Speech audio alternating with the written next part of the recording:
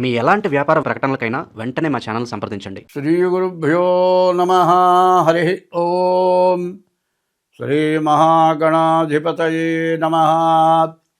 శ్రీ మహాసరస్వత్యై నమ. శ్రీ గురుభ్యో నమ.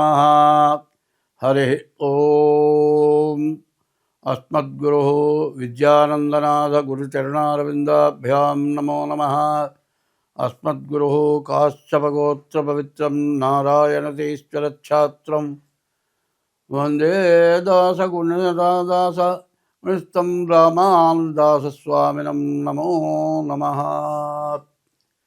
రామగుణాభిరామ రఘురామ పరాక్రమ భీమ జానకీ రామ ప్రపన్న రామ బుధరంజిత నామ సుధామ రామ శ్రీరామ దురంత దుర్భర విరామ నిష్కామ జటంసు భక్తి మనసా గురుపాదములాశ్రయం పుమా ముదమున పారిజాత తరుమూలమునందు అతి సూక్ష్మరూపుడై హృది రఘువీరునామమును ఎప్పుడు జపించుచు రామభక్తులన్ వదలక బ్రోచుచుండు ఘను వాయుతనూజుని ధీతిరాజుని యదను దలంచి భక్తి కుమతి గురుపాదములాశ్రయింపుమ.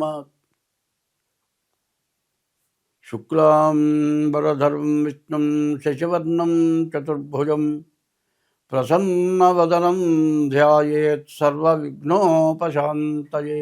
2026 సంవత్సరం జనవరి నెల 10వ రాశి మకర రాశి. ఈ మకర రాశికి ఏలినాటి శని అయిపోయింది. శని తృతీయానికి వచ్చాడు. శుక్రుడు బాగున్నాడు. ఈ మకర రాశికి రవి కుజ బుధులు బాగాలేరు. కుజుడు జన్మంలో ఉన్నాడు. కుజుడు వల్ల అనవసరమైన అనారోగ్యాలు, వ్యాధులు, ఇబ్బందులు, కష్టాలు కూడా బాగా పూర్తిగా ఉంటాయి. కాబట్టి ఈ రాశి వాళ్ళు ఎంత జాగ్రత్తగా ఉంటే అంత మంచిది. కానీ ఎప్పుడు కూడా మనిషికి జాగ్రత్త వల్ల నష్టం రాదు. మనిషి జాగ్రత్త ఉంటే ఇబ్బంది ఏమీ ఉండదు. ఎప్పుడు కూడా ఎవరైనా కానీ, ఆడ మనిషి కానీ మగ మనిషి కానీ ఎవరైనా సరే ఇటు పెట్టినా ఇట్లా అడ్డబొట్టు పెడుతున్నారు, ఇట్లా నిలువు బుట్టు పెడుతున్నారు. ఎటైనా పెట్టు, ఇటు పెట్టక చేత్తో ఇట్లా ఎవరికి పెట్టకపోతే వాడి గతి అధోగతి. ఎప్పుడు కూడా ఇట్లా ఉండకూడదు. చెయ్యి ఎప్పుడు ఇట్లాగే ఉండాలి. ఎవరికి పెట్టే స్థితి నీకు కదా, ఎవరికైనా పెట్టే స్థితి నీకుండి జీవితంలో ఎవరికి చెయ్యి చాపకుండా బతకగలిగితే వాడికి మళ్ళీ జన్మ లేదు. ఎవరికి చెయ్యి చాపకుండా బతకాలి. ఎవరికైనా పెట్టగలగాలి. పెట్టినప్పుడు నాకు తిరిగి పెట్టడం కోసం ఆశించకూడదు. ఇట్లా ఎవడైతే బతుకుతాడో, ఎవడైతే దైవాన్ని ఎప్పుడు నమ్ముతాడో వాడు ఎప్పటికీ సుఖం ఉంటుంది, శాంతి ఉంటుంది. మనిషికి 120 సంవత్సరాల ఆయుష్ ఇచ్చాడు. 60 సంవత్సరాలకు సత్యపూర్తి అంటున్నారు. 60 సంవత్సరాల దాకా బతికేవాడే కనపట్టలే. 60 దాటిన తర్వాత ఇంకా బతికేవాడు కనపట్టలే. నాకు ఇవాళ 80 వచ్చినాయి. నోరు గట్టిగా వాగుతుంది. ఇవాళ భగవంతుడి శక్తి ఇచ్చాడు. ఎందుకు? భగవంతుణ్ణి నమ్మి చెడిపోయిన వాడు ఎవడూ లేడు. ఎవరు ఏ దైవం అయినా సరే, దైవం చెప్పేది ఎప్పుడుగా మంచే, ఏ మతమైనా చెప్పేది మంచే. మతం అనేది మనుగడ నేర్పేది. మనిషి మంచిగా బతకడం నేర్పేది మంచి. ఏ మతమైనా సరే నీ మతం తక్కువ, నా మతం ఎక్కువ అని చెప్పటం అంత తప్పు ఇంకొకటి లేదు. నీ మతం గొప్పది కాదు, నా మతం గొప్పది, నా మతంలోకి రమ్మనమంటాం. అది తెలిసిన వాడు ఎవడు చెప్పడు. ఏ మతంలోనైనా పెద్దవాళ్ళు, జ్ఞానం గలవాళ్ళు, దేవుడు మీద పూర్తి విశ్వాసం గలవాళ్ళు నీ మతం తక్కువ, నా మతంలోకి రా అనేవాళ్ళు ఉండరు. కాబట్టి ఎప్పుడు కూడా స్వార్థాన్ని విడనాడి, స్వార్థానికంటే అందరినీ మనం వేసుకోవడం స్వార్థం. మంది మనం అట్టేట్టుకుందాం, ఇతర దానికి పాల్పడద్దు, ఇతరులను హింసించద్దు. ఈ లక్షణం కావాలి.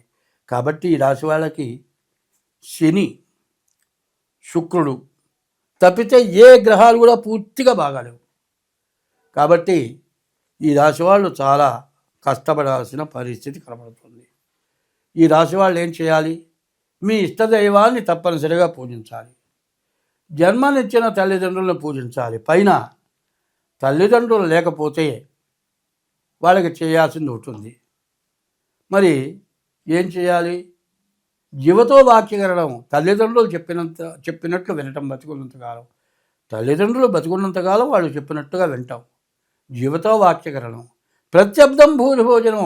వాళ్ళు పోయిన తర్వాత ప్రతి సంవత్సరం వాళ్ళ ఫోటో పెట్టి, వాళ్ళకి దండం పెట్టి, వాళ్ళ దగ్గర దీపారాధన చేసి 10 మందికి అన్నదానం చేయాలి. ప్రత్యబ్దం భూరిభోజనం.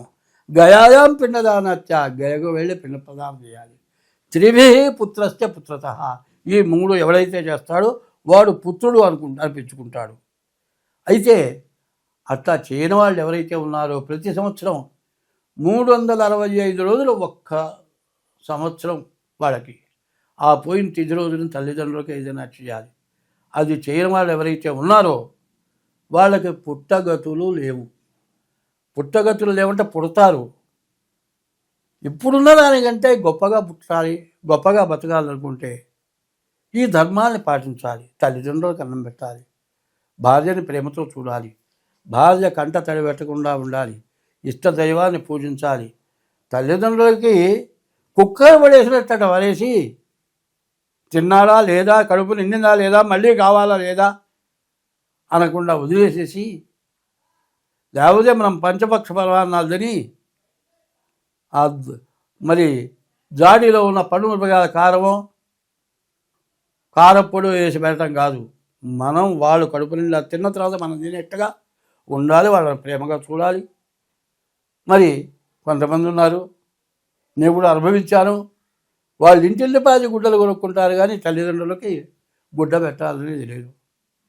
ఎన్ని పండుగలైనా చేసుకుంటారు కానీ సంవత్సరంలో ఒక పండుగ కూడా తల్లిదండ్రులను పిలిచే ఉద్దేశం లేదు. ఎందుకు ఆ బతుకు? ఎందుకంటే జీవమైన బతుకు, నిర్జీవమైన బతుకులు 2 ఉన్నాయి. జీవమైన బతుకు కావాలంటే తల్లి, తండ్రి, గురువు, దైవం. తల్లిదండ్రులు చూడాలి, గురువుని చూడాలి, తర్వాత దైవాన్ని పూజించాలి. ఈ 4 లేనివాడు వాడంత నిరర్ధకమైన జీవితం కూడా ఎవరికీ లేదు. ఇంత గట్టిగా చెబుతున్నాను. ఇంత బాధలు పడుతున్న జనం ఉన్నారు కాబట్టి చూచి చెబుతున్నాను నేను. కాబట్టి ఈ రాశివాళ్ళకి చాలా కష్టాలు ఉన్నాయి. ఆ కష్టాలు పోవాలంటే ఈ పాపం లేకుండా ఉండాలి. ప్రతివాళ్ళు కూడా బతికున్నంతకాలం బతికుండంగా అన్నం పెట్టరు. చచ్చిపోయిన తర్వాత పాడే దానం ఇస్తాడు. ఎందుకే లాభం? బతికుండంగా లేనన్నం దూడతో కూడిన ఆవును దానం ఇస్తే పుణ్యం వస్తుందా? కాబట్టి అందరూ కూడా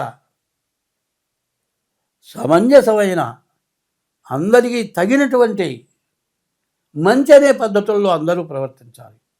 దైవాన్ని పూజించాలి. గ్రహాలనేవి బాగుంటే అనుగ్రహిస్తాయి, గ్రహాలు బాగుండకపోతే ఆగ్రహిస్తాయి. అనుగ్రహం, ఆగ్రహం. ఆగ్రహం వస్తే మనం పనికి రాకుండా పోతాం. గ్రహాలు అనుగ్రహించాలంటే గ్రహాలు మధ్యలోనూ 9 దిక్కులా ఉన్నాయి గ్రహాలు.